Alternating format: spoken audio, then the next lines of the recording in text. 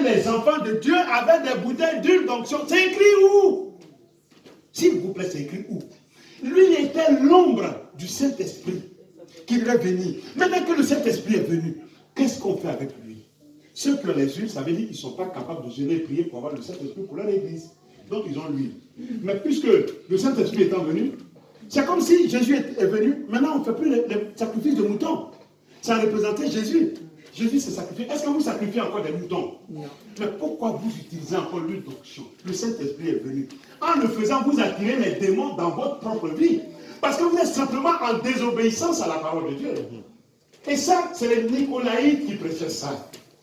Allez, faisons tout. Non, il n'y a rien. Oh, il n'y a rien. Tout, on a eu la liberté. On fait ce qu'on veut. Tu arrives dans les églises, tu vois les choses te dépasser. On ne veut pas de ça ici. En même temps qu'on n'est pas extrémiste de l'autre côté, mais on n'est pas non plus extrémiste de ce côté-là. On veut rester dans ce qu'on appelle le royaume équilibré de Dieu. Kyria doit être bâti dans le royaume équilibré de Dieu. Nous sommes des hommes, on vit dans ce monde, mais on n'est pas de ce monde. C'est pourquoi le prochain verset dit ceci. Et cela à cause des faux frères qui s'étaient futilement introduits. Paul lui-même a été combattu. Il a été combattu. Parce que dans l'église, les églises qui baptisaient, des faux frères se sont introduits de façon furtive pour épier la liberté que nous avons en Jésus-Christ. La liberté, mais pourquoi ils boivent un verre de vin? Avec l'intention de nous asservir. On ne peut pas accepter ça ici.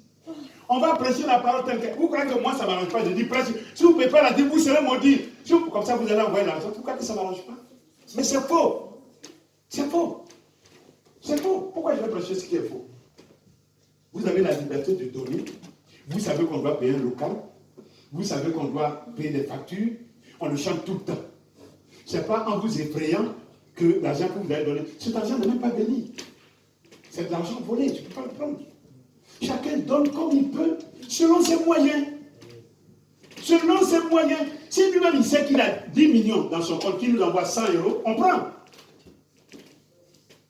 Celui qui a 1000 €, il donne 100 €, on prend. C'est Dieu qui va juger après. Comme Jésus a fait avec la pauvre veuve, et puis ces Richard-là, qui étaient venus, qui avaient donné leur superflu. Jésus était dans le tout. Dans le trou, il regardait. Chaque dimanche, Jésus la regarde dans le trou. Moi, aujourd'hui, je n'ai rien donné, il m'a vu. Donc, Jésus regarde. Parce que je n'avais rien. Donc, Jésus regarde dans le trou.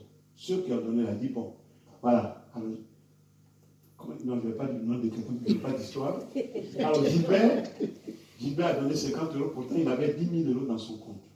Bon. Là, il y a Ismaël qui a donné 100 €, alors qu'il avait 150 € dans son compte. Allez, bravo Ismaël, il met très bien. Très bien en bas de sa fille. Et le très bien là, il va lui donner ça soit dans ses problèmes familiaux, soit dans une promotion dans son travail, soit lui épargner même une maladie qui est en chemin. Mais tout ça, on ne voit pas. Donc on ne veut pas des Nicolaïtes et on ne veut pas des faux apôtres ici. Je préfère qu'on établisse les pasteurs.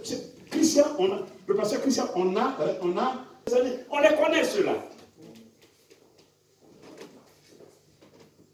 Combien de chrétiens sont encore prisonniers de ce genre de serviteurs de Dieu?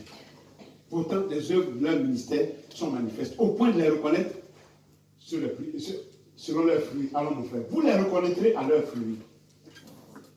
Cueille-t-on des raisins sur des épis ou des figues sur des charbons? J'ai reçu une fille qui est passée par ce genre d'église. Le pasteur a eu des rapports avec elle. Elle est venue avec des livres. J'étais à l'évidence, elle est venue me voir. Je lui ai dit, mais au moment où il t'invitait pour aller chez lui, tu n'as pas compris qu'il n'était pas bon. Non, pasteur, peut-être que je t'ai déjà invité parce que ma volonté même n'existait plus. C'est pour ça que quand vous entrez, première des choses dans une église, écoutez le message. Ce n'est pas les chants. Le message de la parole de Dieu. Mais comment vous allez juger cette parole si vous-même vous ne lisez pas la parole? C'est ça le problème. C'est pourquoi je vous dis, lisez la parole. Parce que pour dire que le pasteur Christian roule à gauche, il n'a pas la vérité, c'est parce que je connais mon code. Donc il faut lire la parole. Quand vous lisez la parole, quand vous entrez dans une église, écoutez ce que on prêche. Il peut tout faire bien, et puis il y a un coin où il va vous casser. C'est ce que la Bible appelle enlever la clé. Parce que vous voyez, la maison elle est grosse, mais pour entrer, c'est une petite clé qui vous fait entrer. Quand on enlève la petite clé, vous ne pouvez même plus entrer. C'est pareil avec la parole de Dieu. C'est pas, il faut connaître la parole. Quand vous entrez dans une... Vous pouvez avoir envie de changer. Ce n'est pas grave. Mais écoutez la parole. C'est ça qui vous dit que vous êtes dans une église de Dieu ou pas. Une fois vous savez que ce n'est pas bon, sortez tout de suite. Sinon, une fois vous tombez dans la nasse, vous ne sortez plus. Parce qu'ils ont des pouvoirs de vous envoûter pour vous maintenir.